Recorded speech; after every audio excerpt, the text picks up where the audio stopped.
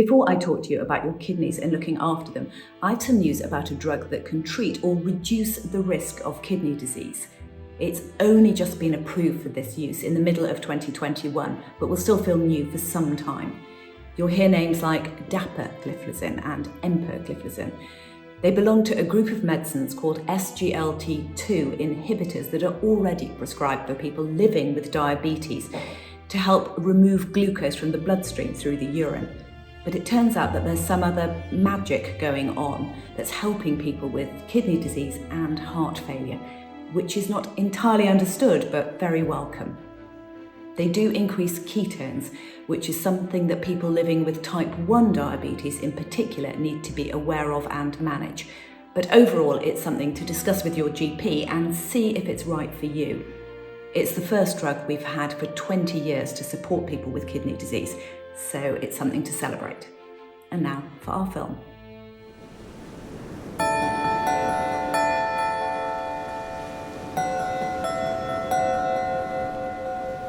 This is a kidney. You have two, and they sit either side of your body, filtering waste, removing any fluid that your body no longer needs, and in doing so help regulate your blood pressure.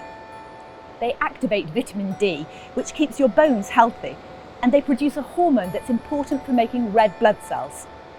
Basically, you want them in tip-top condition. But what do they have to do with diabetes? And why is this another thing you have to think about? Let me explain. The most important thing to know is that your kidneys are a bit like your eyes.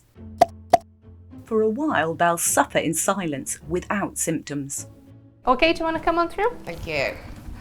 The Retinopathy Service has made sure that most people living with diabetes understand that they need to get their eyes checked every year. Now it's the turn of the humble kidney to enter the spotlight.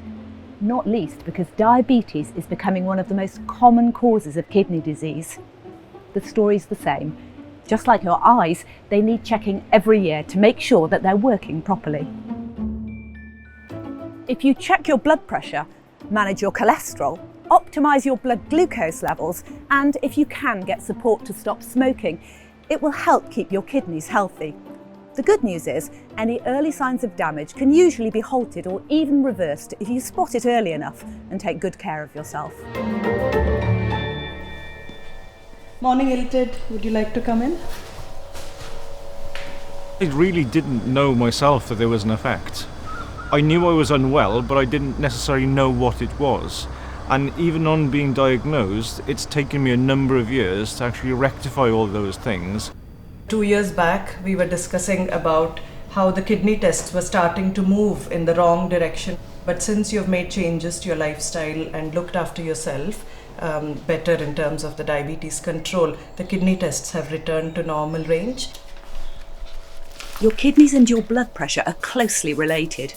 Your kidneys help regulate your blood pressure, but high blood pressure can stop your kidneys working properly. Was the blood pressure okay? I think so, yeah. 135/70. Thanks. Keeping track of your blood pressure and your weight are important for your general health as well as your kidneys. I think the heaviest I've been is about 23 stone. It's considerably different to what I am now. But also looking at my figures, I'm like most people. I yo-yo in terms of my weight and my health. Because my partner's had long-term kidney disease, I was aware of the implications of should I need to have dialysis or a transplant in the future if my kidney function was to be affected. The worst thing that we can do as patients is kind of be scared of going to get our test results. It's always important to remember to do urine tests along with the blood tests to check for any evidence of kidney damage. So what we look for is any leak of protein in the urine test. And if there is any evidence of leak of protein, it might indicate early kidney damage.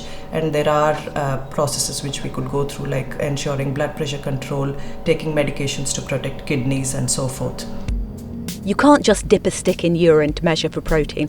It has to go away to a lab because hopefully in the early stages the amounts of protein are so small. You might hear people talking about microalbuminuria, which basically means a tiny bit. Tiny, but a really useful early warning that your blood vessels are under pressure. Tackle it early and you'll protect your eyes, your feet, and critically, your heart. So the urine sample now, we'll be testing that for albumin and creatinine, and that will give us a ratio then. And again, it will let the doctor know how well the kidneys are working. This test will pick up early signs of kidney disease, and it's really important to have one every year. Any risk associated with your kidneys will be the same for your heart. Alid puts Ishtid's blood sample through the centrifuge, and then it's ready for analysis. So these are the red blood cells after the sample has been spun down, and they've collected at the bottom. The fluid of the blood will be collected here, and this is called the serum. It's in the serum that we measure the urea and the creatinine, which are both waste products. Healthy kidneys should filter that out, so there shouldn't be any accumulating in the blood. So if your urea and creatinine are raised, and this could indicate that the kidney is not working as it should be. If your kidneys aren't working properly, some medications can build up in them and cause problems. You might have to stop taking them for a while with the guidance of your healthcare professional and try a substitute. These simple tests, and particularly the urine test, will flag up signs of kidney disease way before you'd notice problems elsewhere in your body, particularly your heart.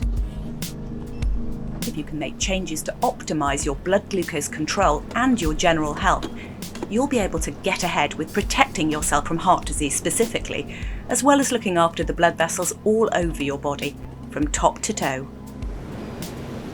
The solutions lie in the things you already know about: reducing the amount of salt and processed food in your diet, using medication to manage blood pressure and cholesterol, tackling smoking, and being active.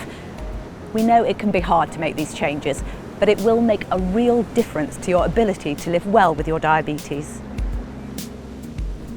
Ilted Dunsford. A few hours later, the results are back from the lab. The computers are down, so we're back to pen and paper. In terms of today's results, again, there's a little bit of trepidation. That's how I always feel. In the back of the head, I'm thinking, oh my God, what have I eaten recently? And it does tell me whether I'm on the right track or not, because if I'm not, I need to change something. And that's the purpose of doing this.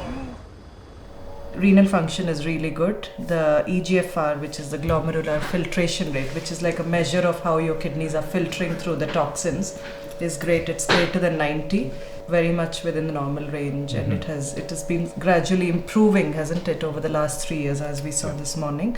Creatinine is again 73. It was 90, I think, last time. It's coming down again. It's a good indication. And there is no evidence of leak of protein on the urine test. So all good. Fantastic. Good.